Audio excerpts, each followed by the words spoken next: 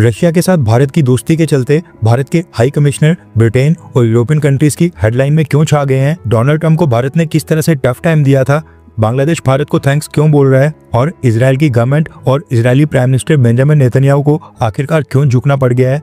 काफी सारी important updates आ रही हैं जो आपको मेन स्ट्रीम के न्यूज चैनल्स के ऊपर भी देखने को नहीं मिलेंगी, इसलिए वीडियो को एंड तक देखिएगा। सबसे पहले बात करते हैं यूएस प्रेसिडेंट डोनाल्ड ट्रंप के बारे में, जिन्होंने भारत पाकिस्तान सीजफायर और थाईलैंड कंबोडिया सीजफायर को कंपेयर किया है। दरअसल डोनाल्ड ट्रंप ने स्टेटमेंट दी है कि अमेरिका थाईलैंड और कंबोडिया दोनों के साथ ही काफी ट्रेड करता है। तभी मैंने पढ़ा कि थाईलैंड कंबोडिया आपस में लड़ रहे हैं और एक दूसरे को मार रहे हैं, लेकिन मैंने कहा कि ये वाला सीजफायर करवाना और युद्ध रुकवाना तो मेरे लिए काफी आसान होगा, क्योंकि मैंने तो भारत और पाकिस्तान की सेटलमेंट करवा दी है। उसके बाद मैं थाईलैंड और कंबोडिया के प्राइम मिनिस्टर्स को कॉल की और कहा कि अगर आप ये युद्ध नहीं रोकते हैं तो हम आपके साथ ट्रेड नहीं करेंगे, और मुझे लगता है कि अब वो रुक गए हैं। लेकिन भारत और पाकिस्तान तो सच में एक दूसरे के साथ युद्ध करने के मूड में थे। अगर मैं ट्रेड का इस्तेमाल करके इस तरह के मुद्दे सॉल्व करवा सकता हूं तो ये मेरे लिए बहुत ही सम्मान की बात है। और जो भारत और पाकिस्तान का सीजफायर करवाना था वो थोड़ा मुश्किल था, ये कहना है डोनाल्ड ट्रंप का। उनके अकॉर्डिंग भारत और पाकिस्तान का सीजफायर करवाना सबसे मुश्किल था। वैसे हम तो यहाँ पर भारत सरकार का वर्जन मान लेते हैं कि भारत ने डोनाल्ड ट्रंप के कहने के ऊपर सीजफायर नहीं किया था, बल्कि पाकिस्तान की रिक्वेस्ट के ऊपर किया। लेकिन आपको क्या लगता है कि क्या अमेरिका को उस समय लूप में लेकर भारत ने गलती कर दी? हाँ या फिर ना, नीचे कमेंट करके अपनी राय जरूर बताएं। नेक्स्ट अपडेट आ रही है बांग्लादेश से। आपको याद होगा पिछले हफ्ते बांग्लादेश में वहां पर एक फाइटर जेट क्रैश होकर स्कूल और कॉलेज की बिल्डिंग के ऊपर जाकर गिर गया था, जिसके बाद इंजर्ड लोगों के इलाज के लिए भारत ने बर्न स्पेशलिस्ट डॉक्टर्स और पैरामेडिक की टीम को बांग्लादेश भेजा था। न्यूज निकल कर आ रही है कि भारत के साथ साथ सिंगापुर और चाइना, इन दोनों देशों ने भी डॉक्टर्स और पैरामेडिक स्टाफ की एक टीम को बांग्लादेश की मदद के लिए भेजा है। बांग्लादेश की इंटरिम गवर्नमेंट के हेड प्रोफेसर मोहम्मद यूनुस ने तीनों कंट्रीज के डॉक्टर्स यानी कि भारत, चाइना और सिंगापुर के डॉक्टर्स और मेडिकल स्टाफ के साथ मुलाकात की है, और तीनों ही देश सिंगापुर, भारत और चाइना को थैंक्स यानी कि धन्यवाद बोला है और कहा है कि वो इस मदद को याद रखेंगे। नेक्स्ट अपडेट आ रही है बीएसएफ को लेकर। रेफरेंस के लिए आपकी स्क्रीन के ऊपर आर्टिकल का स्क्रीनशॉट है।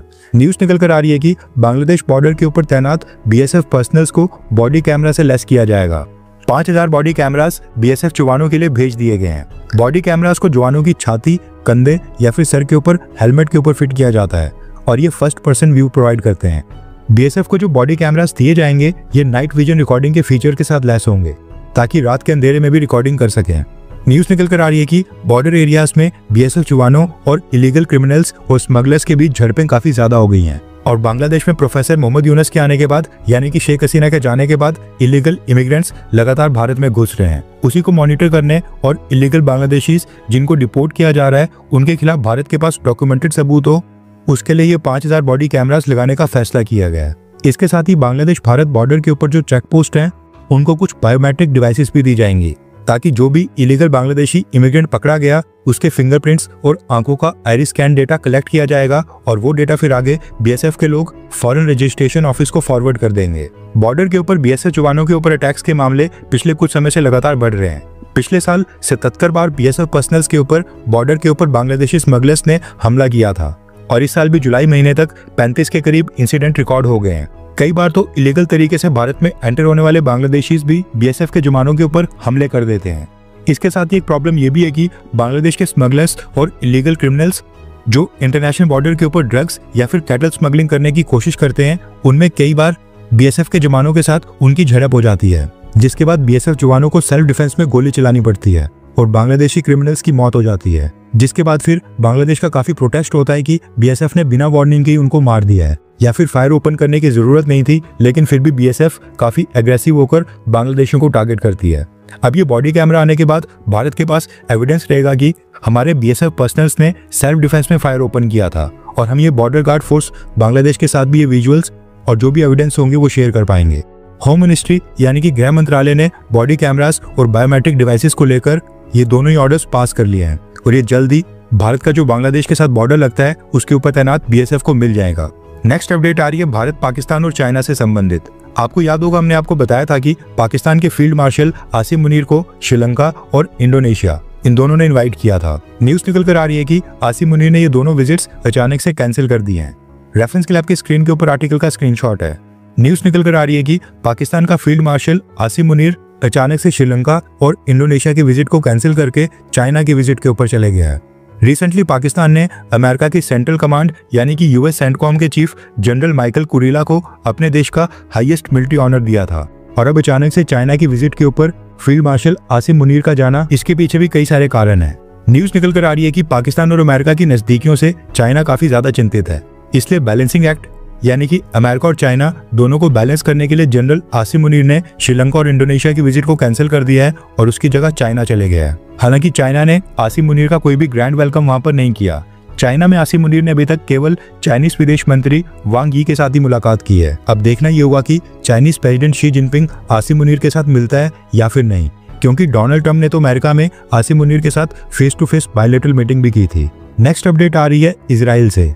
दरअसल फ्रांस, ब्रिटेन और जर्मनी समेत काफी सारे वेस्टर्न देशों के प्रेशर के बाद अब इजराइल की गवर्नमेंट और प्राइम मिनिस्टर बेंजामिन नेतन्याहू ने फाइनली घुटने टेक दिए हैं। दरअसल गाजा के ऊपर जितने भी एयर स्पेस है उसके ऊपर इजराइल का कंट्रोल है और इजराइल किसी भी देश को गाजा में ह्यूमैनिटेरियन एयर ड्रॉप करने यानी कि आसमान से पैराशूट की मदद से ड्रॉप करने की परमिशन नहीं दे रहा था। लैंड बॉर्डर्स के जरिए फूड एड जा रही थी, लेकिन वो भी काफी लिमिटेड थी, जिसके बाद पिछले कुछ समय से गाजा में माल न्यूट्रिशन और भूखमरी के कारण काफी सारी मौतें होने लगी थी। कई सारे विजुअल सामने निकल कर आ रहे थे जिसमें दिखाया गया कि गाजा में वहां पर बच्चों की क्या कंडीशंस हैं। गाजा के फेवर में एक प्रॉपर कैंपेन चला और वेस्टर्न कंट्रीज ने इजराइल के ऊपर प्रेशर डालना शुरू कर दिया। फ्रांस ने तो अनाउंस भी कर दिया कि वो फलस्तीन को एक स्टेट के तौर के ऊपर आगे आने वाले यूनाइटेड नेशन जनरल असेंबली के सेशन में रिकॉग्नाइज करने वाले हैं। इन सब प्रेशर के आगे झुकते हुए इजराइल ने अब गाजा में ह्यूमैनिटेरियन एड और फूड आइटम्स को एयर ड्रॉप करने की परमिशन दे दी है। इजराइल ने कहा है कि वो गाजा में 3 लोकेशंस के ऊपर ये फूड एड पैराशूट की मदद से एयर ड्रॉप करने की परमिशन देंगे। दिन के 10 घंटों के लिए युद्ध को रोका जाएगा, जिस दौरान ये एयर ड्रॉप होंगी। न्यूज निकल कर आ रही है कि यूनाइटेड अरब एमिरेट्स और जॉर्डन समेत कई सारे देशों ने अब इजराइल डिफेंस फोर्सेस के अप्रूवल लेने के बाद गाजा में फूड आइटम्स पैराशूट की मदद से एयर ड्रॉप करना स्टार्ट कर दिया है। और ये जो विजुअल्स आप देख रहे हैं आपकी स्क्रीन के ऊपर आ रहे हैं, ये भी उन्हीं एड के हैं। नेक्स्ट अपडेट आ रही है थाईलैंड कंबोडिया को लेकर। डोनाल्ड ट्रंप के सीजफायर अनाउंस करने के बाद भी थाईलैंड और कंबोडिया के बीच छोटी मोटी फायर एक्सचेंजेस लगातार हो रही हैं, लेकिन न्यूज निकल कर आ रही है कि दोनों देशों ने तीसरे देश मलेशिया को चुना है और थाईलैंड के एक्टिंग प्राइम मिनिस्टर फुमथाम वेचायाचाई और कंबोडिया के प्राइम मिनिस्टर हुन मानेत ये दोनों आज मलेशिया आए हैं। यहाँ पर Malaysian prime minister Anwar Ibrahim का जो ऑफिशियल प्राइम मिनिस्टर रेजिडेंस है, यहाँ पर तीनों देशों के प्राइम मिनिस्टर्स ने बैठकर आपस में मीटिंग की है और सीजफायर के ऊपर बातचीत जारी है। वीडियो रिकॉर्ड करते वक्त ये मीटिंग अभी भी जारी थी और ऑफिशियल अनाउंसमेंट नहीं हुई थी। इंपॉर्टेंट बात यह है कि मलेशिया इस समय थाईलैंड और कंबोडिया के बीच मीडिएटर के तौर पर उभर रहा है। नेक्स्ट अपडेट आ रही है ब्रिटेन में भारत के हाई कमिश्नर विक्रम दोरेस्वामी सर के बारे में, जो इस समय यूके, यूरोपियन यूनियन और वेस्टर्न कंट्रीज की हेडलाइंस में छाए हुए हैं। दरअसल ब्रिटेन में भारत के एम्बेसडर ने रशिया के साथ दोस्ती को डिफेंड करते हुए कहा कि आज हम जो रशिया के साथ रिलेशंस रख रहे हैं वो भी आप लोगों की मेहरबानी है। रेफरेंस के लिए आपकी स्क्रीन के ऊपर आर्टिकल का स्क्रीनशॉट है। भारत के हाई कमिश्नर विक्रम दोरेस्वामी सर ने इंटरव्यू में भारत, रशिया और वेस्टर्न कंट्रीज के ऊपर कुछ स्टेटमेंट्स पास किए हैं। विक्रम सर से पूछा गया कि इतने सैंक्शंस के बाद भी भारत लगातार रशिया से क्रूड ऑयल परचेज कर रहा है। यूक्रेन में इतना कुछ हो जाने के बाद भी रशिया के साथ भारत की डिफेंस डील्स आज भी हो रही हैं। इसके जवाब में भारत के हाई कमिश्नर ने कहा कि वेस्टर्न देश क्या चाहते हैं कि भारत अपनी अर्थव्यवस्था को स्विच ऑफ करके बंद कर दे। रशियन ऑयल इस समय भारत की इकोनॉमी में कंट्रीब्यूट कर रहा है और जियोपॉलिटिकल कंसर्न्स के कारण भारत से एक्सपेक्ट करना कि हम अपनी इकोनॉमी बंद कर देंगे, ये पूरी तरह से गलत है। कई सारे वेस्टर्न देश हैं जो आज भी उन देशों से रेयर अर्थ मटेरियल्स परचेज कर रहे हैं जिनसे आप भारत को ऑयल परचेज करने के लिए इनकार कर रहे हैं। यहाँ पर विक्रम सर ने इनडायरेक्टली यूरोपियन यूनियन के ऊपर निशाना साधा है, क्योंकि पिछले साल 2024 में भी यूरोपियन कंट्रीज ने जितना भी रेयर अर्थ एलिमेंट इंपोर्ट किया था उसमें से 28.4% रशिया से आया था। पहला सबसे बड़ा सप्लायर चाइना था और दूसरा सबसे बड़ा सप्लायर रशिया। चाइना के एक्सपोर्ट रेस्ट्रिक्शंस के बाद अब अमेरिका और डोनाल्ड ट्रंप एडमिनिस्ट्रेशन ने भी रशिया के साथ रेयर अर्थ मटेरियल्स की नेगोशिएशंस को स्टार्ट कर दिया है। यानी कि रशिया का रेयर अर्थ मटेरियल इनको मंजूर है, लेकिन रशिया का क्रूड ऑयल नहीं, क्योंकि पता है कि रेयर अर्थ के अल्टरनेटिव्स बहुत ही कम है, जबकि क्रूड ऑयल के कई सारे ऑप्शंस हैं। विक्रम सर का कहना है कि ये देश खुद एक आइटम रशिया से परचेज कर रहे हैं, लेकिन हमें रोक रहे हैं कि हम दूसरी आइटम परचेज ना करें। इसके बाद इंडियन हाई कमिश्नर ने कहा कि हमारा आज की डेट में रशिया के साथ जो भी रिलेशन है वो कई सारी मैट्रिसेस के ऊपर डिपेंड करता है, उसमें केवल क्रूड ऑयल या फिर गैस ही नहीं है। सबसे इंपॉर्टेंट है भारत और रशिया की दशकों पुरानी सबसे लंबी सिक्योरिटी पार्टनरशिप, जो कि इतनी पुरानी और उस समय से है जब हमारे वेस्टर्न पार्टनर देश यानी कि वेस्टर्न देश भारत को हथियार बेचने से इनकार ही कर दिया करते थे, लेकिन हमारे पड़ोसी देश को हथियार दे देते थे जो उन वेस्टर्न वेपन से हमारे ऊपर हमला करता था। इसलिए हमें रशिया के साथ सिक्योरिटी और डिफेंस पार्टनरशिप मजबूत करनी पड़ी। एंड अब जो भारत और रशिया के बीच एनर्जी को लेकर टाइज मजबूत हो रहे हैं वो भी इसी कारण से हो रहे हैं क्योंकि जिन कंट्री से हम पहले क्रूड ऑयल परचेज करते थे, आज सभी यूरोपियन कंट्रीज उन्हीं देशों के पास जाकर एनर्जी परचेज करने लग गई हैं। कीमतें बढ़ गई हैं, ऊपर से भारत एनर्जी का तीसरा सबसे बड़ा कंज्यूमर है, जिसमें से 80% हमें इंपोर्ट करनी पड़ती है। अब हम अपनी इकोनॉमी को स्विच ऑफ तो करेंगे नहीं। और तीसरा सबसे बड़ा कारण है कि कई सारे वेस्टर्न देश अपनी कन्वीनियंस के अकॉर्डिंग अपनी सुविधा के लिए उन देशों के साथ संबंध मजबूत कर रहे हैं जो भारत के लिए डिफिकल्टीज पैदा करते हैं। क्या हमने आपसे कभी कहा कि आप भी लॉयल्टी टेस्ट दें और उन देशों के साथ संबंधों को तोड़ दें? यानी कि वेस्टर्न देश जिस तरह से पाकिस्तान के साथ टाइज मजबूत कर रहे हैं, लेकिन भारत उनको कभी नहीं कहता है कि पाकिस्तान के साथ टाइज खत्म करके लॉयल्टी टेस्ट दो। सेम उसी तरह से वेस्टर्न कंट्रीज को भी भारत और रशिया की दोस्ती के ऊपर हमें लॉयल्टी टेस्ट देने के लिए मजबूर नहीं करना चाहिए। ये कहना है भारत के हाई कमिश्नर का, और इनका ये इंटरव्यू इस समय वेस्टर्न न्यूज चैनल्स में काफी वायरल हो रहा है। हर 24 घंटे के अंदर जियोपॉलिटिक्स में बड़े फेरबदलाव और उलटफेर हो रहे हैं और भारत के लिए नए चैलेंजेस आ रहे हैं। कोई देश अपने फैसले से पलट रहा है तो कोई देश ब्लैकमेलिंग के ऊपर उतर आया है। सभी देश एक दूसरे को नीचे लगाने की कोशिश कर रहे हैं। इन सब के बीच हमारा भारत किसी भी देश से पीछे न रह जाए, इसके लिए मोदी सरकार लगातार कोशिशें कर रही है। एंड भारत की foreign policy, defence news, economy और ग्लोबल अफेयर्स का सही एनालिसिस हमारे चैनल इंडियन अफेयर्स का मिशन है, और ये मिशन आपके सपोर्ट के बिना अधूरा है। इंडियन अफेयर्स हिंदी के ऊपर हम सभी फैक्ट्स और डेटा बिल्कुल सरल भाषा में एनालाइज करते हैं, बिना किसी एजेंडा के।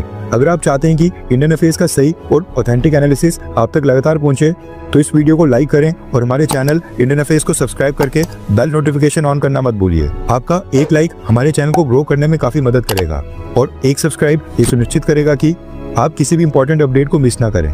अगर आपने हमारे चैनल को पहले से सब्सक्राइब किया है तो दिल से धन्यवाद। जय हिंद, वंदे मातरम।